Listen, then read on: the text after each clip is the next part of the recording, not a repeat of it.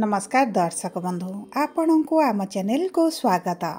आज भिडीओटी समस्त सिंह राशि व्यक्ति विशेषों एक गुरुत्वपूर्ण कार्यक्रम रही कारण यही भिडियो रे एमिति ग्रहों गोचर परिवर्तन विषय आलोचना करबा जी आपणकर आगामी गोटे वर्ष 3 मास भितरे आपण को एपरी भाव सुधारिबे बा परिवर्तन आनिबे जहा फल आपण जानिबे जीवन रे सुख कौन सफलता कौन एवं वास्तव दुनिया रे आपणक सहित यही सब घटना कहीं घटुला एवं ता सहित यही भिडियो रे कलिजुगर राजा राहु आपणक राशि रे जो तांडव करुथिले एवं जो सब समस्या आणुथिले सेही सब समस्यार केबे अंत हेबो ताहा मध्य जानिबा।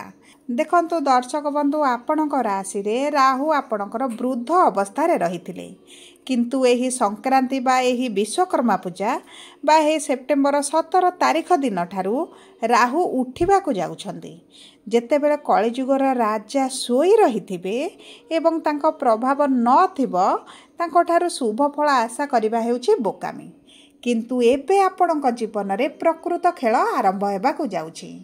आपण माने खाता रे नोट करी रखंतु जे एही सेप्टेम्बर मास 17 तारिख ठारू 12 जून 2026 मध्य आपणक जीवन रे प्रकृत सत्य खुशी सुख समृद्धि एवं सफलता कौन आपण निश्चित भाव में जानीपर। देखंतु दर्शक बंधु गत किछि वर्ष हेबो माने आपणकर गत 2 वर्ष हेबो जो लोक माने आपणकर बराबर नुहंती से माने भी आपण को बदनाम करुथिले आपण को निंदा अपवाद देउथिले आपण को नीचा दिखाउथिले आपण को सब बेले गोटे अवशोष एवं गिल्टी कराइबा को चाहूथिले एवं आपण को जणाउथिले जे आपण को केमिति कथा कहिबा को पड़े आसेनी किपरि परिवार को चलाइबा को हुए आसेनी केमिति आपण को सब जिनिस मैनेज करबा को पड़े सही सब जिनिस आपण को आसेनी एमिति बहुत प्रकार कथा आपण को विरुद्ध रे कहिबा आरंभ करिथिले किंतु देखंतु से माने एमिति काहेकि कहूथिले ना कारण एबे आपण नाम कमाइबा आरंभ कलेनी भल रोजगार करिवे समस्तकर प्रिय हेलेनी तांको ठारू अधिक भल हेबा आपण आरंभ कलेनी जेउटा तांको आखिरे जाउनी आपण निज पय बंचिबा आरंभ कलेनी जेउटा तांको ईर्षा परायण कराइबा भली परिस्थिति सृष्टि करूची। देखंतु आपणक जीवन रे जेते लोक अछंती से सांगसाथी हुअंतु बंधु बांधव हुअंतु प्रियजन हुअंतु आपणक परिवार वर्ग हुअंतु समस्ते आपणको लुटी लुटी आपणको कांगाल करि सारिलेनी एवं जेते बेले आपण निज पय करिबा आरंभ कले सेते बेले आपण निश्चित भाव में गाली खाइबे अपवाद शुणिबे निंदा शुणिबे कारण देखंतु तांको भितर ईर्षाटा बाहर को बाहरिबा आरंभ हेबो। जदि आपणक जीवन रे एही बळी परिस्थिति सृष्टि हेलानी तेबे मने रखंतु राहुंकर प्रभाव आपणक जीवन रे आरंभ हेलानी एबे ठारू मने रखंतु केतेबेले भी आपणक भाग्य बदली जिवो आपण निजे भी आश्चर्य होई गला बळे परिस्थिति मध्ये आपणकर सृष्टि हेबो।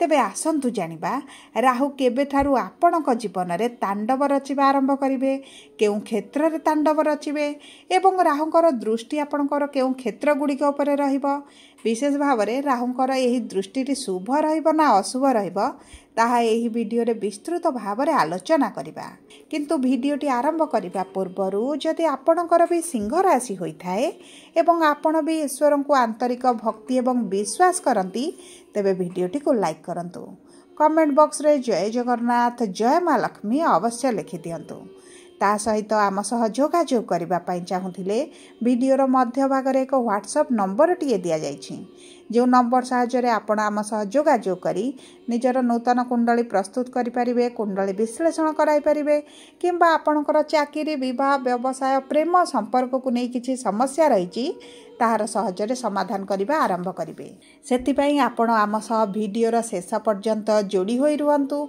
एवं व्हाट्सएप नंबर माध्यम रे आम सह जोगाजोग करंतु। एबे आसंतु कार्यक्रमटी को आग को बढ़ाइबा। देखंतु प्रिय सिंह राशि व्यक्ति माने एबे आपणकर नोट छापिबार समय आसिला एवं देखंतु एही 2025 मे मास 18 तारिख दिन राहु मीन राशि कुंभ राशि को गोचर करथिले माने आपणकर अष्टम गृहरु बाहरी आपणकर सप्तम गृह रे प्रवेश करथिले माने केंद्र रे विराजमान होइथिले एवं जेतेबेले सप्तम गृह को आसिले सेतेबेले पूर्वरु 2 वर्ष हैला जे केस आपणकर चलीथिला पुलिस केस रे थिले किछि झमेला थिला आपणकर आर्थिक समस्या बढ़ी जाइथिला ଆପଣ ଯେଉଁ ଟେନସନରେ ରହୁଥିଲେ, ବୈବାହିକ ଜୀବନରେ ସମସ୍ୟା ଦେଖୁଥିଲେ, ଜୀବନସାଥୀଙ୍କ ଠାରୁ ଆପଣଙ୍କୁ ଯେଉଁ ଧୋକା ମିଳୁଥିଲା, ସନ୍ତାନର ସ୍ୱାସ୍ଥ୍ୟକୁ ନେଇ ଆପଣ ଚିନ୍ତିତ ଥିଲେ, ଆପଣଙ୍କର ରୋଜଗାର ବନ୍ଦ ହୋଇଯାଇଥିଲା କିମ୍ବା ଆପଣଙ୍କର ରୋଜଗାରରେ କିଛିଟା କମି ଆସିଥିଲା, ଆପଣଙ୍କର ଚାକିରି ପଳେଇଲା ଭଳି ପରିସ୍ଥିତି ଯେଉଁ ଆପଣଙ୍କର ସୃଷ୍ଟି ହେଉଥିଲା, ତା ସହିତ ଆପଣଙ୍କର ପ୍ରିୟଜନମାନେ ଆପଣଙ୍କୁ ଯେଉଁ ଲୁଟିବା ଆରମ୍ଭ କରିଥିଲେ, ଏହିସବୁ ସମସ୍ୟା ଆପଣଙ୍କୁ ଶାନ୍ତ ପକାଇ ଦେଇଥିଲା। ଆପଣ ହତାଶ ହୋଇଯାଇଥିଲେ, ନିରାଶ ହୋଇଯାଇଥିଲେ ଏବଂ ଦେଖନ୍ତୁ ଜୀବନରେ ଆଗକୁ ବଢ଼ିବା ପରିବର୍ତ୍ତେ ଆପଣଙ୍କୁ ପଛକୁ ଗଲାଭଳି ଅନୁଭବ ହେଉଥିଲା।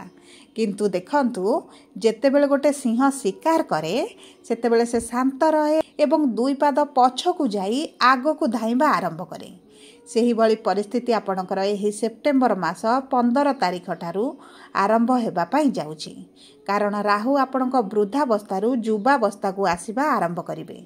ମାନେ ଏହି ମେ ମାସ ଠାରୁ ଯେଉଁ ସେପ୍ଟେମ୍ବର ମାସ ପର୍ଯ୍ୟନ୍ତ ଆପଣଙ୍କ ସପ୍ତମ ଗୃହରେ କେନ୍ଦ୍ରରେ ରାହୁ ବୃଦ୍ଧା ସ୍ଥିତିରେ ଥିଲେ, ତାଙ୍କର ପ୍ରଭାବ ନଥିଲା, ଏବେ ରାହୁ 24 ଡିଗ୍ରୀରୁ 7 ଡିଗ୍ରୀ ମଧ୍ୟକୁ ଆସିବେ। ମାନେ ଆପଣଙ୍କ ରାଶିରେ କେନ୍ଦ୍ରରେ ଯୁବାବସ୍ଥାରେ ରହିବା ଆରମ୍ଭ କରିବେ ଏବଂ ଆପଣଙ୍କର ସପ୍ତମ ଗୃହରେ ଶକ୍ତିଶାଳୀ ହେବେ ବା ପ୍ରଭାବଶାଳୀ ହେବା ଆରମ୍ଭ କରିବେ।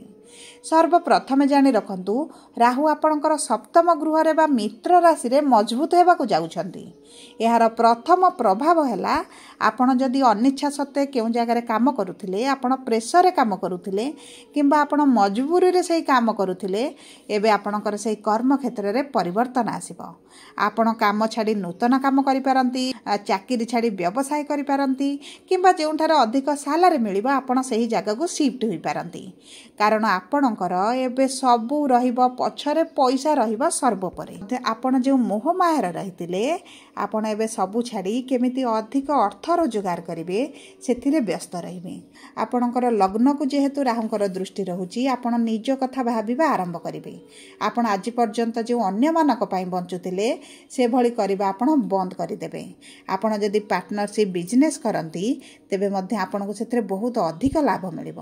ନୂତନ ବ୍ୟବସାୟ କଲେ ମଧ୍ୟ ଆପଣଙ୍କୁ ପ୍ରଚୁର ଲାଭ ସେଥିରେ ପ୍ରାପ୍ତି ହେବ। ଆପଣ ଯଦି ପୂର୍ବରୁ ବ୍ୟବସାୟ କରୁଛନ୍ତି କିମ୍ବା ଚାକିରି କ୍ଷେତ୍ରରେ ଅଛନ୍ତି, ତେବେ ମଧ୍ୟ ଆପଣଙ୍କୁ ଆକାଶ ଛୁଆଁ ସଫଳତା ପ୍ରାପ୍ତି ହେବ। ତା ସହିତ ଦେଖନ୍ତୁ, ଆପଣଙ୍କର ଏକାଦଶ ଗୃହକୁ ରାହୁଙ୍କର ଉଚ୍ଚ ଦୃଷ୍ଟି ରହୁଛି।